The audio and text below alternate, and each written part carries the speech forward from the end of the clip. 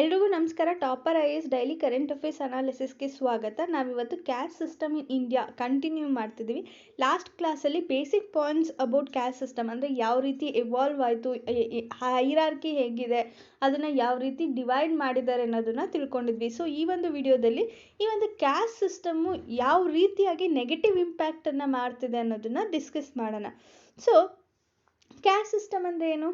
ಇದು caste system ಅಂದರೆ ನಾವು ಆಲ್ರೆಡಿ ನೋಡಿದ್ವಿ. ಸೊ ಅಂದರೆ ಅವ್ರು ಬೇಸ್ಡ್ ಆನ್ ದೇರ್ ಆಕ್ಯುಪೇಷನ್, ಅಂದರೆ ಅವ್ರು ಏನು ಕೆಲಸ ಮಾಡ್ತಾರೆ ಅನ್ನೋದ್ರ ಮೇಲೆ ಈ ಒಂದು ವರ್ಣ ಸಿಸ್ಟಮ್ ಅನ್ನೋದು ಎಸ್ಟಾಬ್ಲಿಷ್ ಆಯಿತು ವೇದಿಕ್ ಪೀರಿಯಡಲ್ಲಿ. ಸೊ ಯಾವಾಗ? ಋಗ್ವೇದಿಕ್ ಪೀರಿಯಡಲ್ಲಿ. ಅದಾದಮೇಲೆ ಲೇಟರ್ ವೇದಿಕ್ ಪೀರಿಯಡಲ್ಲಿ ಏನಾಯಿತು, ಈ ಒಂದು ವರ್ಣ ಸಿಸ್ಟಮ್ಮು ಬೇರೆ ರೀತಿಯಾಗಿ ಕನ್ವರ್ಟ್ ಆಯಿತು.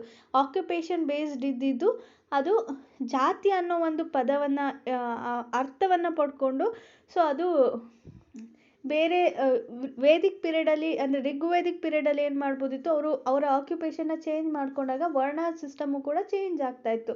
ಆದರೆ ಲೇಟರ್ ವೇದಿಕ್ ಪೀರಿಯಡಲ್ಲಿ ಈ ಥರ ಇರಲಿಲ್ಲ. ಸೊ ಅವರು ಯಾವ ಕೆಲಸವನ್ನು ಮಾಡಬೇಕು, ಯಾವ ವರ್ಣಕ್ಕೆ ಬಿಲಾಂಗ್ ಆಗಿರ್ತಾರೆ ಅದೇ ವರ್ಣದಲ್ಲಿ ಇರಬೇಕಾಗಿತ್ತು. ಬೇರೆ ಕೆಲಸವನ್ನು ಮಾಡೋದಕ್ಕೆ ಆಪರ್ಚುನಿಟೀಸ್ ಇರ್ತಾ ಇರಲಿಲ್ಲ. ಇದು ಕ್ಯಾಸ್ಟ್ ಸಿಸ್ಟಮ್ ಏನಾಯಿತು, ರಿಜಿಡ್ ಆಗ್ತಾ ಬಂತು, ಅಂದರೆ ಕಾಂಪ್ಲಿಕೇಟೆಡ್ ಆಗ್ತಾ ಬಂತು. ಸೊ ಜನರಿಗೆ ಹೆಲ್ಪ್ ಆಗಲಿ ಅಂತ ಮಾಡಿದಂಥ ಈ ಒಂದು ಕ್ಯಾಸ್ಟ್ ಸಿಸ್ಟಮ್ ಏನಿತ್ತು ಅವರಿಗೆ ಸೋಷಿಯಲ್ ಎಕ್ಸ್ಕ್ಲೂಷನನ್ನು ಮಾಡ್ತಾ ಬಂತು, ಅಂದರೆ ಸಮಾಜದಿಂದ ಹೊರಗುಳಿಯುವಂತೆ ಮಾಡ್ತು ತುಂಬ ಜನರಿಗೆ.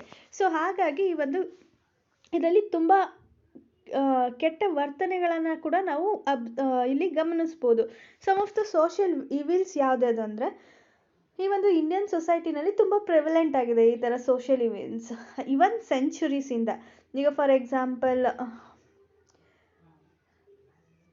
ಡಿಸ್ಕ್ರಿಮಿನೇಷನ್ ಇರ್ಬೋದು, ಅನ್ಟಚಬಿಲಿಟಿ ಇರ್ಬೋದು, ಈ ರೀತಿಯಾದಂಥ ಕೆಲವೊಂದು ಪ್ರಾಕ್ಟೀಸಸ್ನ ನಾವು ಸೋಷಿಯಲ್ ಇವಿಲ್ಸ್ ಅಂತ ಕನ್ಸಿಡರ್ ಮಾಡ್ತೀವಿ. ಈಗ ಸತಿ ಸಿಸ್ಟಮ್ ಇರ್ಬೋದು. ಸೊ ಇದೆಲ್ಲನೂ ಸೋಷಿಯಲ್ ಇವಿಲ್ಸ್. ಈಗ ಸಿಸ್ಟಮ್ ಬೆಸ್ಟೋಡ್ ಮೆನಿ ಪ್ರಿವಿಲೇಜಸ್ ಅಂದ ಅಪ್ಪರ್ ಕ್ಯಾಸ್ಟ್, ಅಂದರೆ ಅಪ್ಪರ್ ಕ್ಯಾಸ್ಟ್ ಪೀಪಲ್ಸಿಗೆ ಏನು ಅಂದರೆ ಬ್ರಾಹ್ಮಣ್ಸ್ಗಿರ್ಬೋದು, ಕ್ಷತ್ರಿಯಾಸ್ಗಿರ್ಬೋದು, ಅವರಿಗೆ ತುಂಬ ಪ್ರಿವಿಲೇಜಸ್ನ ಕೊಡ್ತಾರೆ. ಅದೇ ಶೂದ್ರಾಸ್ಗಿರ್ಬೋದು, ವೈಶ್ಯಾಸ್ಗಿರ್ಬೋದು ಅಥವಾ ಅನ್ಟಚಬಲ್ಸ್ಗಿರ್ಬೋದು, ಇವರಿಗೆ ತುಂಬ ಡಿಸ್ಕ್ರಿಮಿನೇಟ್ ಮಾಡ್ತಿರ್ತಾರೆ. ಅವರು ಯಜ್ಞಸ್ನ ಮಾಡೋ ಹಾಗಿರಲ್ಲ, ಮತ್ತು ಬ್ರಾಹ್ಮಣ್ಸ್ ಮತ್ತು ಕ್ಷತ್ರಿಯಾಸ್ ಥರ ಎಜುಕೇಷನ್ನ ಪಡ್ಕೊಳ್ಳೋ ಹಾಗಿರಲ್ಲ, ಓದೋ ಹಾಗಿರಲ್ಲ. ಮತ್ತು ವುಮೆನ್ಸಿಗೂ ಕೂಡ ಡಿಸ್ಕ್ರಿಮಿನೇಷನ್ ಇರುತ್ತೆ, ವುಮೆನ್ಸು ಕೂಡ ಎಜುಕೇಷನ್ನ ಪಡೆಯೋ ಹಾಗಿರಲ್ಲ. ಈ ರೀತಿಯಾದಂಥ ಅಪ್ಪರ್ ಕ್ಯಾಸ್ಟ್ ಪೀಪಲ್ಸಿಗೆ, ಎಸ್ಪೆಷಲಿ ಮೆನ್ಸಿಗೆ ತುಂಬ ಪ್ರಿವಿಲೇಜಸ್ನ ಕೊಡೋದಕ್ಕೆ ಸ್ಟಾರ್ಟ್ ಮಾಡ್ತಾರೆ. ಮತ್ತು ಲೋಯರ್ ಕಾಸ್ಟ್ ಪೀಪಲ್ಸ್ಗೆ ಈ ಒಂದು ಪ್ರಿವಿಲೇಜಸ್ನ ಕಟ್ ಡೌನ್ ಮಾಡ್ತಾ ಹೋಗ್ತಾರೆ. ಸೊ ಈ ರೀತಿಯಾಗಿ ಕ್ಯಾಸ್ಟ್ ಸಿಸ್ಟಮಲ್ಲಿ ಏನಾಯಿತು, ಸೋಷಿಯಲ್ ಇವಿಲ್ಸ್ ಡೆವಲಪ್ ಆಗ್ತಾ ಹೋಗುತ್ತೆ. ಕ್ಯಾಸ್ಟ್ ಸಿಸ್ಟಮ್ ಅನ್ನೋದು ಒಂದು ಬೇನ್ ಆಗೋಗುತ್ತೆ. ಸೊ ಇದು ಬೂನ್ ಆಗಬೇಕಾಗಿದ್ದು ಕ್ಯಾಸ್ಟ್ ಸಿಸ್ಟಮು ವರ್ಣ ಸಿಸ್ಟಮ್ನ ತೊಗೊಂಡು ಬಂದಿದ್ದು ಉದ್ದೇಶ ಏನಾಯಿತು, ಆ ಮೇನ್ ಕೋರ್ ಅಬ್ಜೆಕ್ಟಿವ್ನ ಬಿಟ್ಟು ಅದು ಬೇರೆ ರೀತಿಯಾಗಿ ಕನ್ವರ್ಟ್ ಆಗ್ತಾ ಹೋಯಿತು. ಸೊ ಅದು ಬೂನ್ ಆಗಬೇಕಾಗಿದ್ದು ಬೇನಾಗಿ ಹೊರಹೊಮ್ಮುತ್ತೆ ಇಂಡಿಯನ್ ಸೊಸೈಟಿನಲ್ಲಿ. ಇದೇನು ಮಾಡುತ್ತೆ, ಇಂಡಿಯನ್ ಸೊಸೈಟಿನ ಡಿವೈಡ್ ಮಾಡ್ತಾ ಹೋಗುತ್ತೆ ಸೆಕ್ಟೇರಿಯನ್ ಗ್ರೂಪ್ ಮತ್ತು ಕ್ಲಾಸಸ್ ಆಗಿ. ಈಗ what is the evil faces of the caste system ಅಂದರೆ, ಸೊ ಈ ಥರ ಇವಿಲ್ ಫೇಸಸ್ ಯಾವ್ದ್ಯಾವುದು ಅಂತ ತೊಗೊಂಡ್ರೆ, untouchability first thing. Many villages even ನಾವು ಕೆಲವೊಂದು ಗ್ರಾಮಗಳಲ್ಲಿ ಏನು ಮಾಡ್ತಾರೆ, ಕ್ಯಾಸ್ಟಿಂದ ಸಪರೇಟ್ ಮಾಡ್ತಾರೆ. So not cross the line dividing them from the higher caste. ಈಗ ಫಾರ್ ಎಕ್ಸಾಂಪಲ್ ಒಂದು ಊರಲ್ಲಿ ಒಂದು ಡಿವೈಡ್ ಮಾಡ್ಕೊಂಡಿರ್ತಾರೆ ಅಂದರೆ, ಒಂದು ಕಡೆ ಅಪ್ಪರ್ ಕ್ಯಾಸ್ಟ್ ಪೀಪಲ್ ಇರ್ತಾರೆ, ಇನ್ನೊಂದು ಕಡೆ ಲೋಯರ್ ಕ್ಯಾಸ್ಟ್ ಪೀಪಲ್ ಇರ್ತಾರೆ. Lower caste people upper caste peoples ಇರೋ ಕಡೆ ಬರೋ ಹಾಗಿರಲ್ಲ, upper caste people lower caste peoples ಇರೋ ಕಡೆ ಹೋಗೋ ಹಾಗಿರಲ್ಲ. ಸೊ ಈ ರೀತಿಯಾಗಿ ಅನ್ಟಚಬಿಲಿಟಿನ ಪ್ರಾಕ್ಟೀಸ್ ಮಾಡ್ತಿರ್ತಾರೆ. ಸೊ ಇದು ಮತ್ತು ಇನ್ನೂ ಒಂದೇನೆಂದರೆ, ಸೇಮ್ ವೆಲ್ಸ್ನ ಯೂಸ್ ಮಾಡೋ ಹಾಗಿರಲ್ಲ, ಎಲ್ಲರೂ ಒಂದೇ ವಾಟರ್ನ ಕುಡಿಯೋ ಹಾಗಿರಲ್ಲ, ಸೇಮ್ ಟೀ ಸ್ಟಾಲ್ಸ್ನ ಯೂಸ್ ಮಾಡೋ ಹಾಗಿರಲ್ಲ. ಸೊ ಅವರಿಗೆ ಸಪ್ರೇಟ್, ಇವರಿಗೆ ಸಪ್ರೇಟ್. ಅವ್ರು ಯೂಸ್ ಮಾಡೋದನ್ನು ಲೋಯರ್ ಕ್ಲಾಸವ್ರು ಯೂಸ್ ಮಾಡೋ ಹಾಗಿರಲ್ಲ, ಲೋಯರ್ ಕ್ಲಾಸವ್ರು ಯೂಸ್ ಮಾಡೋದನ್ನು ಅಪ್ಪರ್ ಕ್ಲಾಸವ್ರು ಯೂಸ್ ಮಾಡೋ ಹಾಗಿರಲ್ಲ. ಸೊ ಈ ರೀತಿಯಾದಂಥ ಸಪರೇಷನನ್ನು ಮಾಡ್ಕೊಂಡಿರ್ತಾರಲ್ವ, ಸೊ ಇದನ್ನು ನಾವು ಅನ್ಟಚಬಿಲಿಟಿ ಅಂತ ಕರಿತೀವಿ. ಸೊ ಇದು ಏನು ಮಾಡುತ್ತೆ, ತುಂಬ ಡಿಸ್ಕ್ರಿಮಿನೇಷನ್ ಮಾಡುತ್ತೆ. ಸೊ ಇದು ಕೂಡ ಒಂದು ಸೋಷಿಯಲ್ ಇವಿಲ್ ಅಂತಲೇ ಹೇಳ್ಬೋದು. ಮತ್ತು ನೆಕ್ಸ್ಟ್ ಥಿಂಗ್ ಅಂದರೆ ಡಿಸ್ಕ್ರಿಮಿನೇಷನು. ಸೊ ಅಂದರೆ ಈಗ ಲೋಯರ್ ಕ್ಯಾಸ್ಟ್ ಪೀಪಲ್ಸಿಗೆ ಎಲೆಕ್ಟ್ರಿಸಿಟಿ ಫೆಸಿಲಿಟಿ ಇರಲ್ಲ, ಸ್ಯಾನಿಟೇಷನ್ ಫೆಸಿಲಿಟಿ ಇರಲ್ಲ, ವಾಟರ್ ಪಂಪ್ಸ್ ಇರಲ್ಲ, ಮತ್ತು ಬೆಟರ್ ಎಜುಕೇಷನ್ ಇರಲ್ಲ, ಹೌಸಿಂಗ್ ಇರಲ್ಲ, ಮೆಡಿಕಲ್ ಫೆಸಿಲಿಟೀಸ್ ಇರಲ್ಲ. ಆದರೆ ಈ ಎಲ್ಲ ಒಂದು ಫೆಸಿಲಿಟೀಸು ಹೈಯರ್ ಕ್ಯಾಸ್ಟ್ ಪೀಪಲ್ಸಿಗೆ ಇರುತ್ತೆ. ಸೊ ಹಾಗಾಗಿ ಈ ರೀತಿಯಾದಂಥ ಡಿಸ್ಕ್ರಿಮಿನೇಷನ್ ಇರಬಾರ್ದು. ಸೊ ಈಗ ಪ್ರೆಸೆಂಟ್ ಸಿಚುವೇಶನಲ್ಲಿ ಈ ಥರ ಡಿಸ್ಕ್ರಿಮಿನೇಷನ್ನು ಕಂಪ್ಯಾರಿಟಿವ್ಲಿ ಕಡಿಮೆ ಆಗಿದೆ ಅಂತಲೇ ಹೇಳ್ಬೋದು. ಬಿಕಾಸ್ ತುಂಬ ಗೌರ್ಮೆಂಟ್ ಸ್ಕೀಮ್ಸ್ ಬಂದಿರೋದ್ರಿಂದ ಆ ಗೌರ್ಮೆಂಟ್ ಸ್ಕೀಮ್ಸ್ ಮೂಲಕ ಲೋಯರ್ ಕ್ಯಾಸ್ಟ್ ಪೀಪಲ್ಸಿಗೂ ಕೂಡ ಎಲ್ಲ ರೀತಿಯಾದಂಥ ಮೂಲ ಸೌಕರ್ಯಗಳನ್ನು ಒದಗಿಸುವಂಥ ಪ್ರಯತ್ನವನ್ನು ಭಾರತ ಸರ್ಕಾರ ಮಾಡ್ಕೊಂಡು ಬಂದಿದೆ ಯಾವಾಗ ಸ್ವತಂತ್ರ ಬಂದಾಗಿನಿಂದ.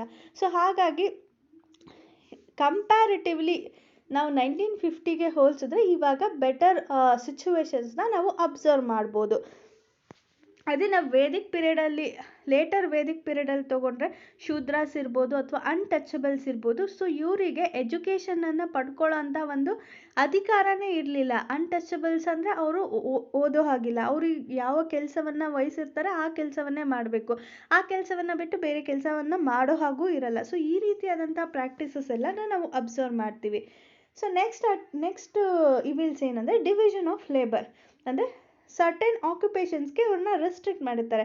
ಈಗ ಸ್ಯಾನಿಟೇಷನ್ ವರ್ಕ್ ಮಾಡೋರು ಸ್ಯಾನಿಟೇಷನ್ ವರ್ಕೇ ಮಾಡಬೇಕು, ಪ್ಲಾಂಟೇಷನ್ ವರ್ಕ್ ಮಾಡೋರು ಪ್ಲಾಂಟೇಷನ್ ವರ್ಕೇ ಮಾಡಬೇಕು, ಲೆದರ್ ವರ್ಕ್ ಮಾಡೋರು ಲೆದರ್ ವರ್ಕೇ ಮಾಡಬೇಕು, ಸ್ಟ್ರೀಟ್ನ ಕ್ಲೀನ್ ಮಾಡೋರು ಸ್ಟ್ರೀಟ್ನ ಕ್ಲೀನ್ ಮಾಡಬೇಕು, ಬ್ರಾಹ್ಮಿನ್ಸು ರಿಚುವಲ್ಸ್ನ ಮಾಡಬೇಕು, ಕ್ಷತ್ರಿಯಾಸು ವಾರ್ಸ್ ಮಾಡಬೇಕು, ಮತ್ತು ಸೈನ್ಯದಲ್ಲಿ ಇರಬೇಕು. ಈ ರೀತಿ ಮತ್ತು ವೈಶ್ಯಾಸ್ ಅಂದರೆ ಟ್ರೇಡ್ಸ್ನ ಮಾಡಬೇಕು.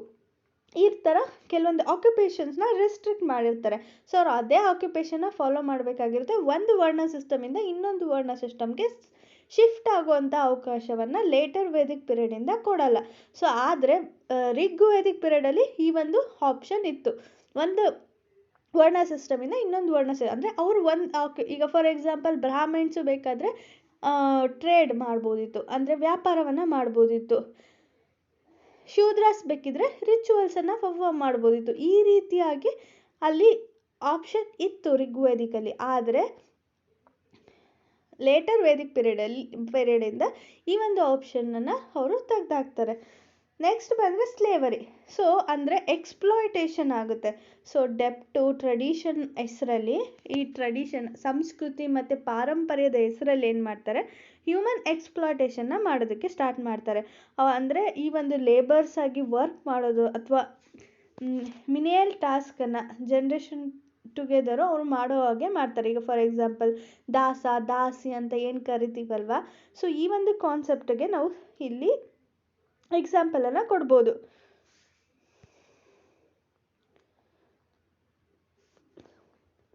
ನೆಕ್ಸ್ಟ್ ಇವಿಲ್ ಅಂದರೆ the problem of national integration. ಈ ಒಂದು ಕ್ಯಾಸ್ಟ್ ಸಿಸ್ಟಮ್ ಏನಿದೆ ಇದು ಒಂದು ಡಿಸ್ಹಾರ್ಮೋನಿನ ಕ್ರಿಯೇಟ್ ಮಾಡ್ತಿದೆ.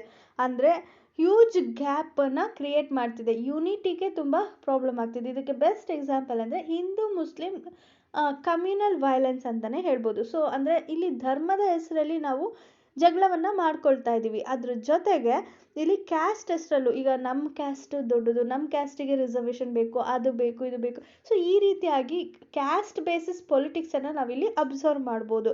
ಮತ್ತು ಕ್ಯಾಸ್ಟ್ ಸಿಸ್ಟಮ್ ಏನು ಮಾಡ್ತಿದೆ, ಒಂದು ಲೋ ಲೈನ್ಸ್ ಇನ್ಫೀರಿಯಾರಿಟಿನ ಕ್ರಿಯೇಟ್ ಮಾಡ್ತಿದೆ ಪ್ರತಿಯೊಬ್ಬ ಮನುಷ್ಯನ ಮೈಂಡ್ನಲ್ಲಿ. ಅದು ಕೂಡ ಯಾವಾಗಿಂದ ಅಂದರೆ ಚೈಲ್ಡ್ಹುಡ್ಡಿಂದನೂ ಕೂಡ. ಈಗ ಫಾರ್ ಎಕ್ಸಾಂಪಲ್ ನಾನು ಲೋಯರ್ ಕ್ಯಾಸ್ಟಿಗೆ ಬಿಲಾಂಗ್ ಆಗಿದ್ದೀನಿ, ನಾನು ಹೈಯರ್ ಕ್ಯಾಸ್ಟಿಗೆ ಬಿಲಾಂಗ್ ಆಗಿದ್ದೀನಿ ಅನ್ನೋದನ್ನು ಚಿಕ್ಕ ವಯಸ್ಸಿಂದನೂ ನಾವು ನಮ್ಮ ತಲೆಗೆ ತುಂಬಿಕೊಳ್ತಾ ಬಂದಾಗ ನಮ್ಮ ಯೋಚನೆಗಳು ಕೂಡ ಅದಕ್ಕೆ ಸಂಬಂಧವಾಗಿ ಇದ್ದು ನಮ್ಮನ್ನು ಈಗ for example higher caste peoples ಆದರೆ ಅವರು ಬೇರೆಯವರನ್ನ ಕೀಳಾಗಿ ನೋಡೋಕ್ಕೆ ಸ್ಟಾರ್ಟ್ ಮಾಡ್ತಾರೆ. ಅವ್ರು ನಾವೇ ಗ್ರೇಟ್ ಅನ್ನೋ ಥರ ಫೀಲ್ ಮಾಡೋಕ್ಕೆ ಸ್ಟಾರ್ಟ್ ಮಾಡ್ತಾರೆ. ಅದೇ ಲೋಯರ್ ಕ್ಯಾಸ್ಟ್ ಪೀಪಲ್ ಆದರೆ ಅವ್ರೇನು ಮಾಡ್ತಾರೆ, ನಾವು ತುಂಬ ಕೆಳವರ್ಗದವರು, ಸೊ ನಮಗೆ ಹೈಯರ್ ಕ್ಯಾಸ್ಟ್ ಪೀಪಲ್ಸ್ ಪಡ್ಕೊಳ್ಳೋ ಅಂಥ ಒಂದು ಸೌಲಭ್ಯಗಳನ್ನು ಪಡ್ಕೊಳ್ಳೋ ಅಂಥ ಅರ್ಹತೆ ಇಲ್ಲ ಅಂತ ಫಸ್ಟಿಂದಲೇ ಫೀಲ್ ಮಾಡೋದಕ್ಕೆ ಸ್ಟಾರ್ಟ್ ಮಾಡ್ತಾರಲ್ವ. This is not a good ಅಂತಲೇ ಹೇಳ್ಬೋದು. ಮತ್ತು ಇದರಿಂದ disturb the progress of the development. So if in case ಈಗ ಅವ್ರ ಅಪ್ಪ ಅಮ್ಮ ಮಾಡ್ತಿರೋಂಥ ಕೆಲಸನೇ ಕಂಟಿನ್ಯೂ ಮಾಡ್ತಾ ಹೋದರೆ ಅವ್ರ ಎಜುಕೇಷನ್ ಸ್ಟಾಪ್ ಆಗುತ್ತೆ, ಮತ್ತು ಅವರು ಗುಡ್ ಹೆಲ್ತನ್ನು ಕಾಪಾಡ್ಕೊಳ್ಳೋದಕ್ಕೆ ಅವಕಾಶ ಸಿಗಲ್ಲ. ಸೊ ಇದರಿಂದ ಏನಾಗುತ್ತೆ, ಡೆವಲಪ್ಮೆಂಟ್ ಮೇಲೆ ಪ್ರಾಬ್ಲಮ್ ಆಗುತ್ತೆ.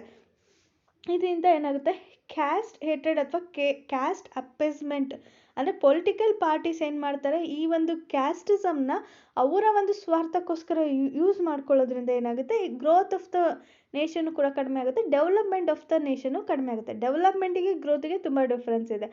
ಸೊ ಇದನ್ನು ನೀವು ಎಕನಾಮಿನಲ್ಲಿ ಓದ್ತೀರಾ. So that's all for today. So ಅಂದರೆ ಈ ಕ್ಯಾಸ್ಟ್ ಸಿಸ್ಟಮ್ ಅನ್ನೋದು ಅದು ಎಮರ್ಜ್ ಆಗಿದ್ದಂಥ ಉದ್ದೇಶನೇ ಬೇರೆ, ಬಟ್ ಅದನ್ನು ನಾವು ಫಾಲೋ ಅಪ್ ಮಾಡ್ಕೊಂಡು ಬಂದಿದ್ದಂತಹ ರೀತಿಯೇ ಬೇರೆ ಆಗಿದೆ. ಸೊ ಹಾಗಾಗಿ ಇದು ತುಂಬ ಇಂಪಾರ್ಟೆಂಟ್ ಆಗುತ್ತೆ. ಇದ್ರದ್ದು ನೆಕ್ಸ್ಟ್ ಇನ್ನೂ ಕೆಲವೊಂದು ಗೌರ್ಮೆಂಟ್ ಇನಿಷಿಯೇಟಿವ್ ಏನೇನು ತೊಗೊಂಡು ಬಂದಿದೆ ಅನ್ನೋದನ್ನು ನಾವು ನೆಕ್ಸ್ಟ್ ವೀಡಿಯೋದಲ್ಲಿ ಡಿಸ್ಕಸ್ ಮಾಡ್ತಾಯಿವಿ. That's all for today. Thank you all. If you have any doubts you can ask in the comment section. ನಿಮ್ಗೆ ಈ ಒಂದು ವಿಡಿಯೋ ಇಷ್ಟ ಆಗಿದೆ ಲೈಕ್ ಮಾಡಿ, ಶೇರ್ ಮಾಡಿ, ಕಮೆಂಟ್ ಮಾಡಿ. Thank you all.